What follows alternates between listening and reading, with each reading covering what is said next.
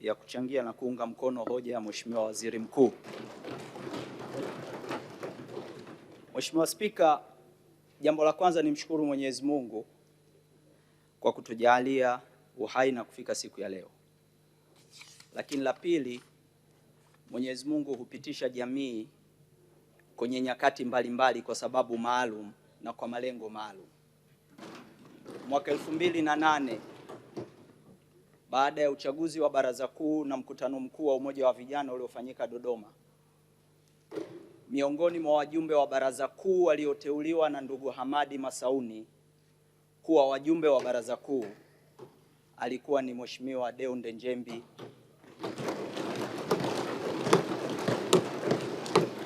Mheshimiwa Njalu, Mheshimiwa John Nchimbi, Mheshimiwa Januari Makamba pamoja na mimi. Ndio tulioteuliwa na ndugu Hamadi Masauni kuwa wajumbe wa Baraza Kuu. Wengi wetu tunamfahamu Deo na naamini kuwa jina la mzazi ndio limekwisha leo.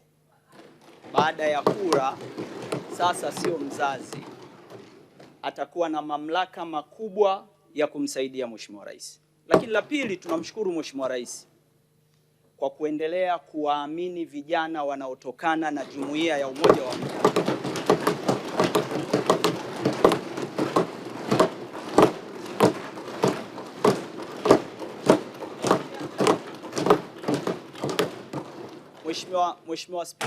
Mheshimiwa Spika na waheshimiwa wabunge, pamoja na historia ya Mzee Njembi, lakini Deo ni zao la Chama cha Mapinduzi. Ni mtu aliyetokana na CCM na siye aliyepitia CCM.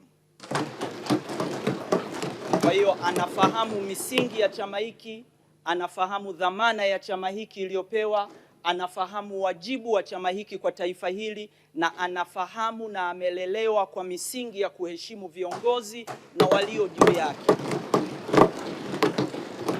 Tumeishi naye leo zaidi ya miaka 16, 17. Deo ndiye mjumbe mojawapo wachache ndani ya Baraza Kuu, pande mbili zinapokuwa zinavutana, alikuwa na uwezo wa kukutana na pande zote na zote kusikiliza. Ombi letu, hatuna wasiwasi juu ya uwezo wake, hatuna wasiwasi juu ya tabia yake kama alivyosema Msukuma ya kutokupiga shoti wenzie.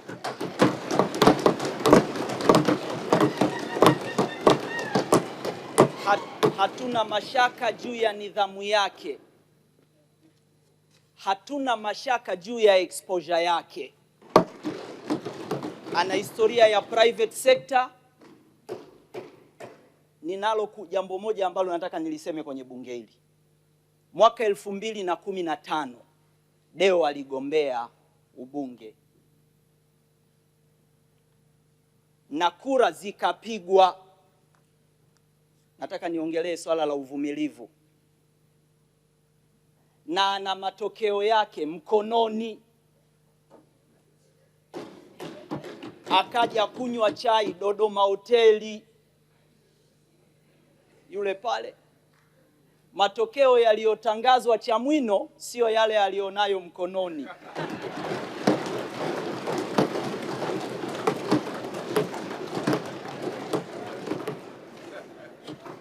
Na halmashauri kuu na kamati kuu ya chama ikamteua aliyetangazwa. Deo alikusanya mizigo, akasema alhamdulillah, narudi zangu, nasubiri maelekezo. Akakaa akasubiri, akaja akapata UDC. Mwenyezi Mungu humwandikia mtu kadari yake. Jambo moja la msingi, tumpe ushirikiano.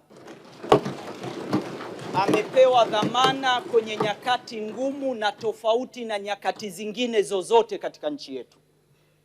Anahitaji kupewa moyo, anahitaji kupewa support, anahitaji kuombewa. Mheshimiwa Spika, kura hizi tutakazompa leo ambazo mimi sina mashaka, kura hizi, moja ni kumpelekea ujumbe Mheshimiwa Rais kwamba tumemkubalia ombi lake na kumhakikishia kwamba tutampa sapoti msaidizi wake ili aweze kufanya naye kazi na kumpatia Mheshimiwa Rais. La mwisho, nataka niwaombe Watanzania, taifa letu limetoka kwenye changamoto kubwa sana huko nyuma. Tuna taifa moja. Tuunganeni sote kuwaunga mkono viongozi wetu ili tuweze kukabiliana na changamoto zinazokabili taifa letu.